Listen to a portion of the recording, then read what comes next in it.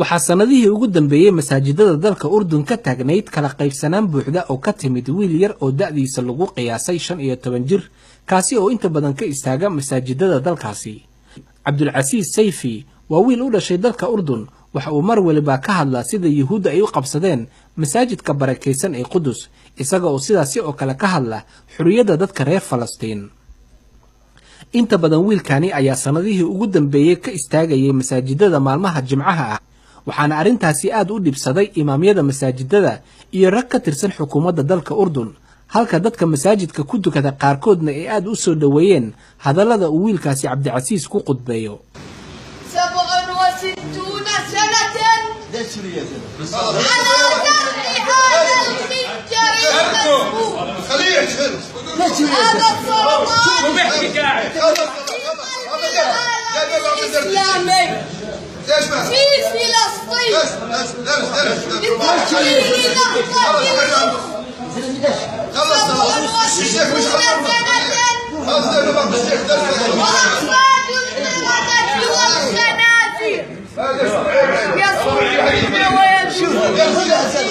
فلسطين الحبيب أين أمة العرب؟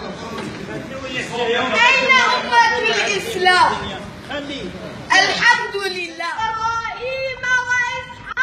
haddaba maanta oo Jimco ahayd ayuu wiilkaasi yar wuxuu ka istaagay masaajid ku yaala dalkaasi isagoo markiiba bilaabay sidii Yuhuudda ay u qabsadeen dhulka Falastiin waxaase markiiba ku soo cararay maamulka masaajidka waxayse isku dayeen inay wiilkaasi yar ka joojiyaan khudbada uu ka jeedinayo masjidka.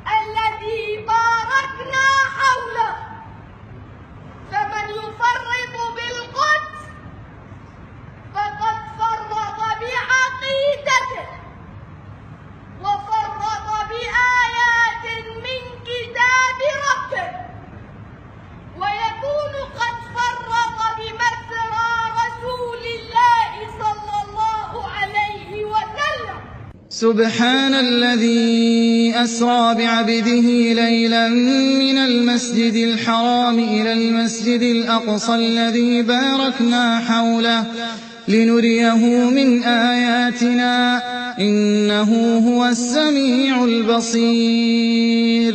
mid laga hufay oo laga koryeelay ha ahaado isaga alle dhammaan waxa xumaanta ah ay dadka u tiiriyaan kan ugu qaaday adoonkiisa Muhammad sallallahu alayhi wa sallam socdaalkii habeennimada ahaa ee xagga masjidka xaramka ee ku yaala Makka una qaaday masjidka shishe ee Qudus ku yaal aan hareerihiisii barakeynay si aan wax ugu tusno isaga Muhammad sallallahu alayhi wa sallam ayadaha yaga xujooyinka tusmooyinka cadaymaha casharada yaga iyo qodobo iyo calaamooyin iyo wax la mid ah xaqiiqdii isaga alla weyne waa maqal badanaha aragga badan.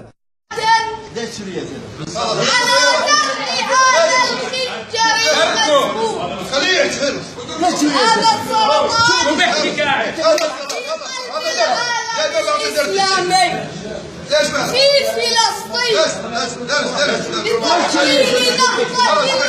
60 سنة منذ أن أعلن اليهود دولة الصهاينة في فلسطين 67 سنة وأبناء شعبنا الفلسطيني يراق دمه ويقتل شبابه وشيوخه ونساءه